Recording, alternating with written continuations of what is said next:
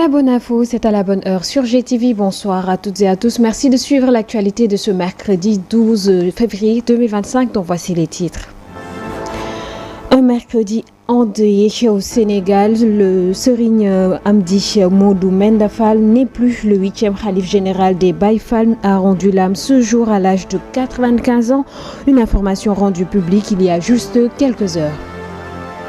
Et puis un peu plus tôt, autre décès, celui de l'artiste guitariste Mamadou Mbaye, plus connu sous le nom de Jimmy Mbaye. Il fut une figure emblématique du Super Étoile de Youssou N'Dour. Nous vous proposerons les témoignages attristés de la chanteuse Kiné Lam dans ce journal. Et puis la grogne des étudiants semble se généraliser. Ce mercredi, les étudiants de l'université du Sine Saloum El Hadj Ibrahima Niass ont bloqué la RN1 pour eux également réclamer de meilleures conditions d'études et ils dénoncent par la même occasion le manque de réactivité du ministère de l'Enseignement supérieur. Les détails dans ce journal que nous allons développer juste après ceci.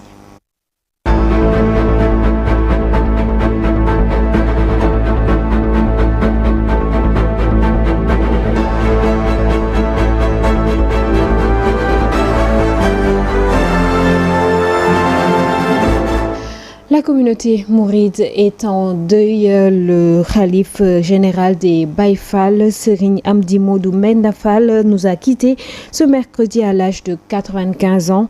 Il est devenu le 8e Khalif général des Baye Fall en 2021 suite au rappel à Dieu de Serigne Cheikh Jembe Fall. Il exerce également la fonction de Khalif de son père Serigne Modou Menda Fall depuis 1994 jusqu'en 2021. Il résidait dans le quartier Kër Cheikh Ibrahima Fall dans la commune de Diourbel. C'est lorsqu'il est devenu Khalif général des Baye Fall qu'il a pris résidence à Touba, Jannatul Marwa. La rédaction de GTV par ma voix présente ses sincères condoléances à toute la communauté musulmane du Sénégal, particulièrement la communauté mouride. Et puis un peu plus tôt, hier, l'artiste Jimmy Mbaye du Super Étoile a rangé sa guitare à jamais. Mamadou Mbaye à l'état civil est décédé à l'hôpital tard dans la soirée du mardi 11 au mercredi 12.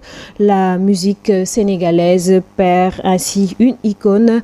La diva Kiné Lam a tenu à apporter des témoignages à l'endroit du disparu. C'est une grande perte pour le Super Étoile et la musique sénégalaise, a-t-elle confié au téléphone de Ali Mangassa. C'est lors de la prière de l'aube que j'ai appris la nouvelle en suivant la télé. Je n'ai pas pu m'empêcher de verser des larmes. C'est un homme bien, quelqu'un de très généreux, un homme de valeur qui maîtrisait bien les instruments de musique. Les artistes ont perdu une icône. Il a eu à jouer avec presque tout le monde. J'ai un grand chagrin, que ce soit Jimmy Mbaye, que ce soit Habib Faye, Youssou N'Dour a perdu des ténors. C'est une perte qui fait mal à tout le monde, donc imaginez, nous l'avons connu ainsi que sa famille. Toutes mes condoléances à Kabou Gueye et à tous les membres du groupe Super Étoile.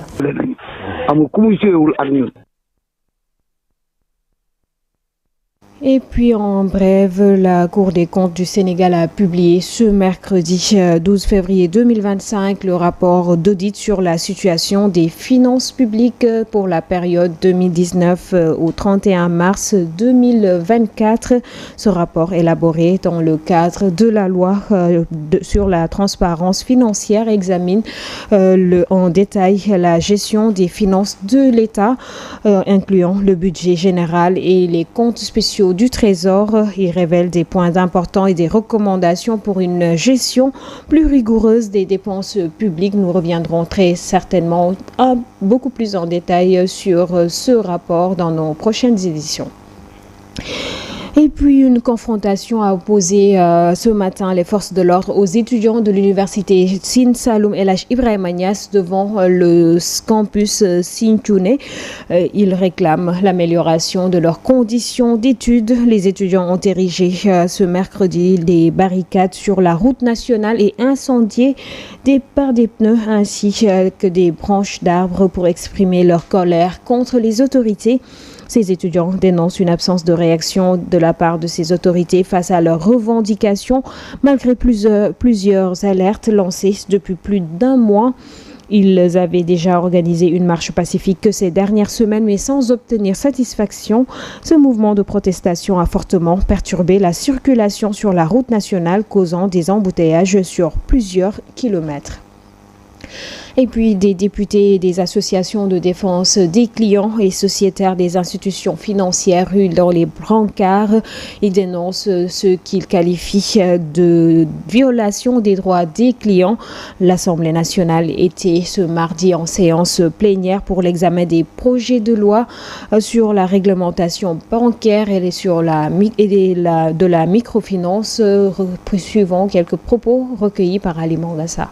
Le Sénégal n'est pas à mesure de soutenir des banques au moment où des Burkinabés, des Ivoiriens, des trucs sont encadrés par leur État pour venir investir au Sénégal. Toutes ces banques qui sont détenues majoritairement par l'État doivent être un grand pool, y compris la Poste aujourd'hui qui est préoccupante, qui a le plus grand réseau aujourd'hui.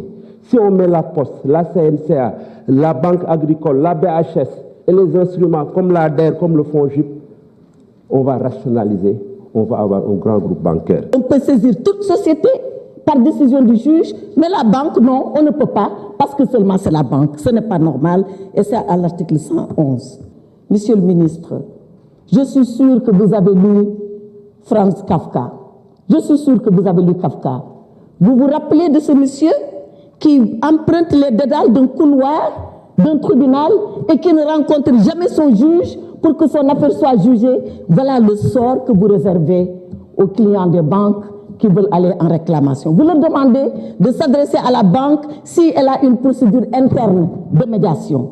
Quand est-ce que ce pauvre client, qui ne comprend rien à rien ou pas grand-chose, il va finir de voir enfin son droit restitué si vous lui mettez tous ces obstacles? C'est l'article 79, alinéa 3 de la loi portant réglementation de la microfinance, qui dit, si vous avez un problème avec une microfinance, vous allez au tribunal et que vous détenez une décision de justice. Si l'institution de microfinance est en difficulté, vous ne pourrez pas exécuter cette décision de justice. Alors que si c'est le cas contraire, si c'est la microfinance qui gagne avec une décision de justice, vos biens sont saisis, vos maisons sont saisies et vos comptes sont saisis. C'est une discrimination. Devant la loi, nous devons être équitables.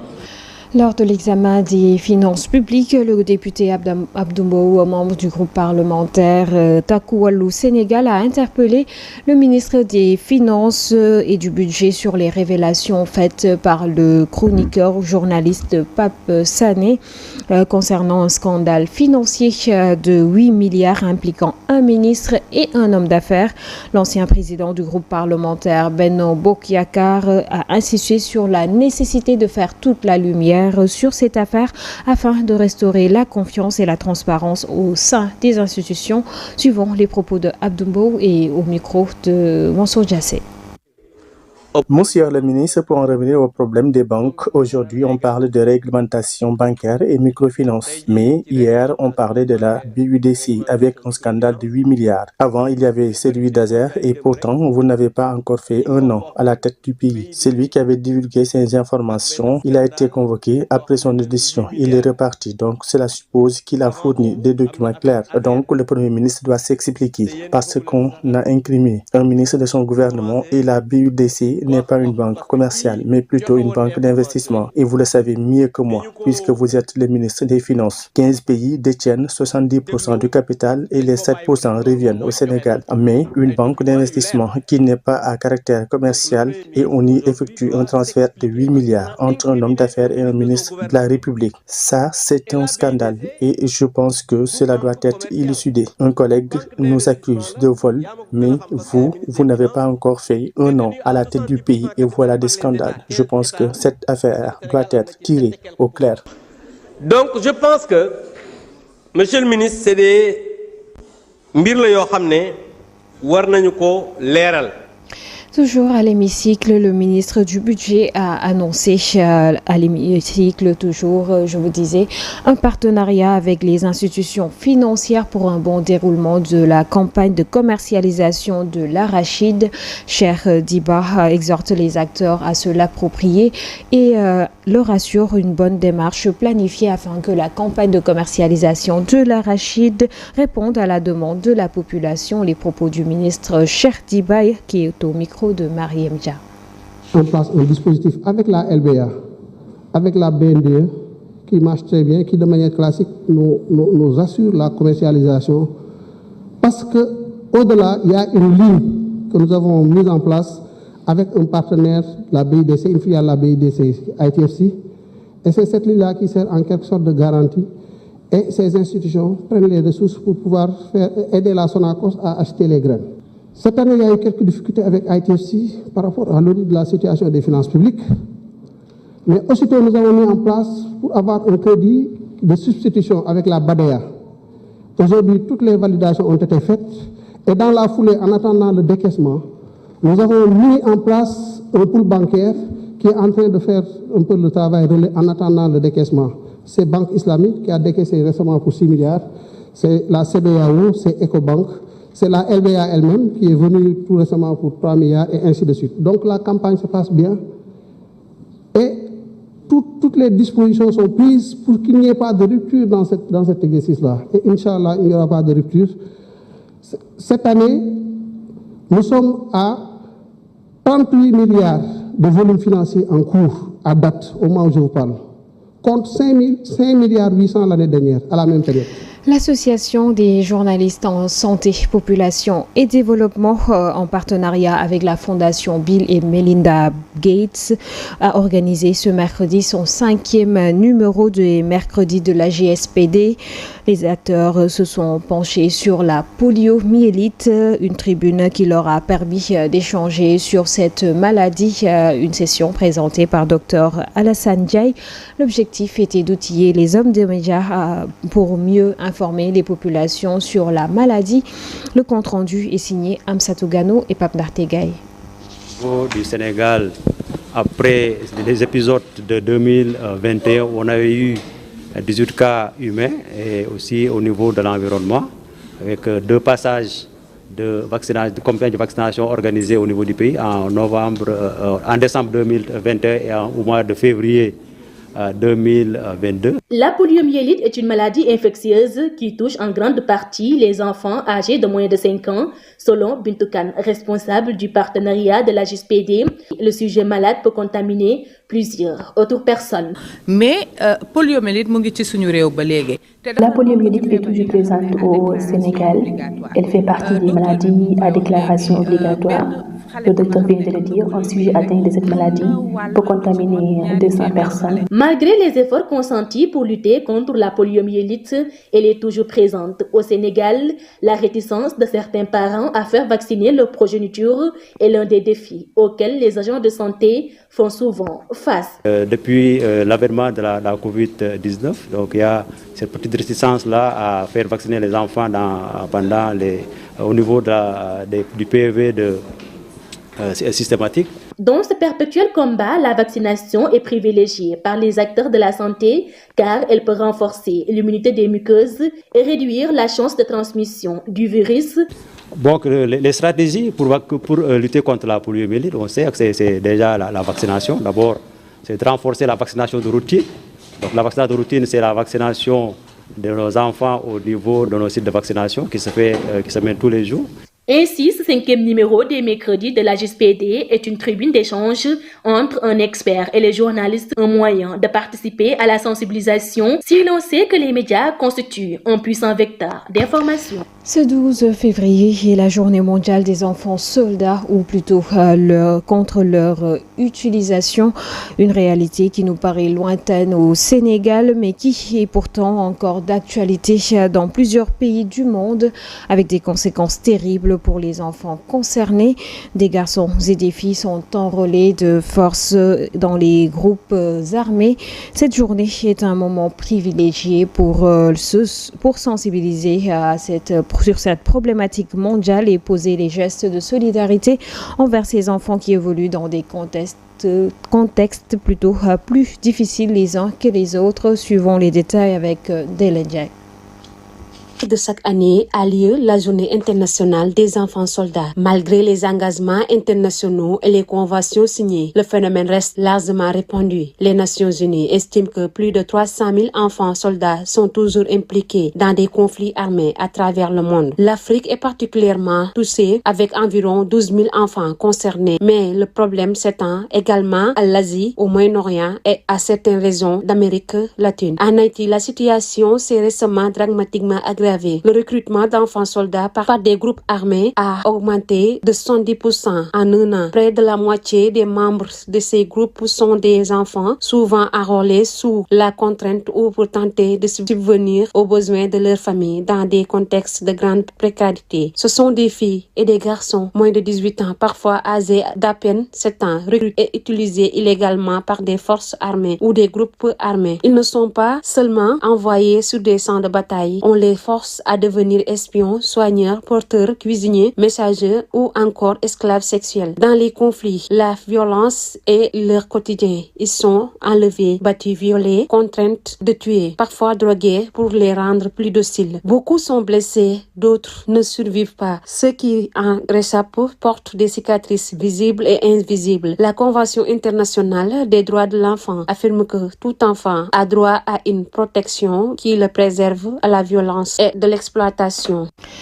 La cellule d'appui à la protection de l'enfance du ministère de la Famille et des Solidarités en partenariat avec l'UNICEF a organisé une journée de sensibilisation sur les dangers de l'Internet destinée aux lycéennes de John Fitzgerald Kennedy. Un panel qui a passé en revue les différents aspects des dangers rencontrés sur le net et les meilleures pratiques à adopter. Le compte-rendu de cette rencontre est signé Mama Wassal.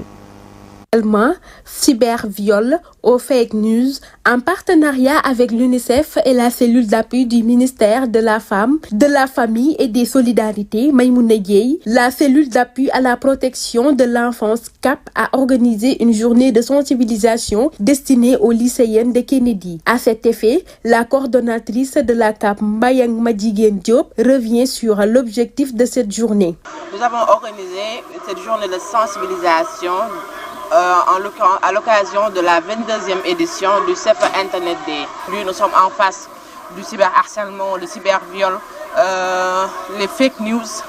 Et on sait qu'aujourd'hui, c'est les filles qui sont les plus victimes que les garçons. Le proviseur du lycée Kennedy, Fatimata Sawsar, salue cette belle initiative destinée aux élèves et revient aussi sur l'importance de cette journée. Pour cette journée de Safe Internet Day, c'est une journée importante pour nous parce que nous avons des filles justement.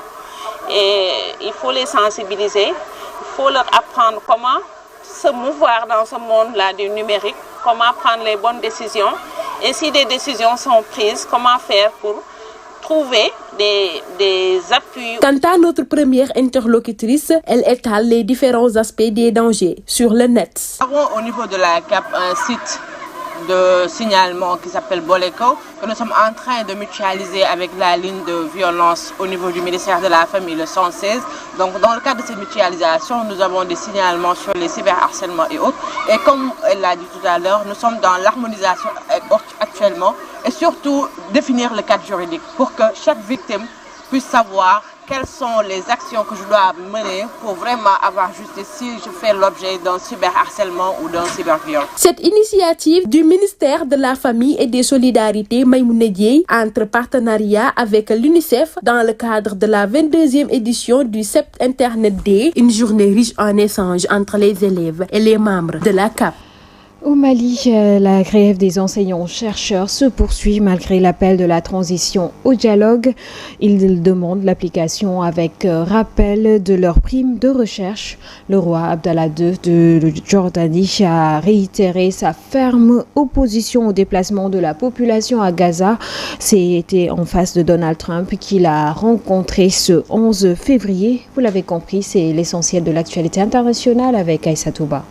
International, d'abord au Mali, les enseignants-chercheurs sont en grève pour la 3e semaine de suite. Le mouvement qui a débuté le 27 janvier est très suivi dans la plupart des universités de grandes écoles du pays. Les enseignants maliens demandent l'application avec rappel de leur prime de recherche promise depuis 2017 et jamais versée. Après une longue absence de réaction des autorités de transition, le dialogue a enfin été engagé, mais les syndicats maintiennent la pression. Ensuite, Pretoria a discrètement envoyé il y a une dizaine de jours du matériel militaire et plusieurs centaines d'hommes dans la ville de Lubumbashi, loin de la partie orientale où la guerre oppose les FARC et leurs alliés contre le M23 soutenu par le Rwanda, où l'Afrique du Sud a perdu 14 soldats en janvier, des renforts qui viennent s'ajouter aux quelques 2700 soldats selon le décompte de l'agence Reuters déployée au sein de la MONUSCO. Le roi Abdallah II de la Jordanie a réitéré sa ferme opposition au déplacement de la population de Gaza après sa rencontre mardi 11 février avec Donald Trump, qui a encore défendu son plan largement décrit de développement immobilier du territoire palestinien vidé de ses habitants. De son côté, l'armée israélienne a annoncé avoir mené mercredi une frappe aérienne dans la bande de Gaza, ciblant 2 personnes qui tenaient de récupérer un drone dans le territoire palestinien. Dans un communiqué, elle a précisé que le drone avait survolé le territoire israélien avant d'être ciblé par un avion de combat israélien dans le sud de la bande de Gaza, voisine du sud d'Israël. Volodymyr Zelensky évoque la possibilité d'un échange de territoire. Dans ses déclarations, le président ukrainien répète que le but de Kiev est de récupérer ces territoires tels que reconnus par la communauté internationale.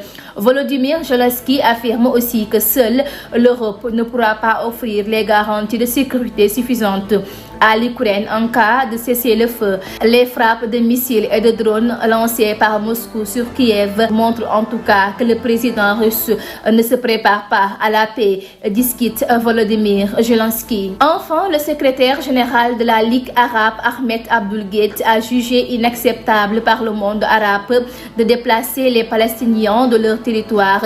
C'est devant le sommet mondial des gouvernements organisé à Dubaï ce mercredi 12 février, en réponse à une question sur l'insistance du président américain à vouloir vider la bande de Gaza de ses habitants.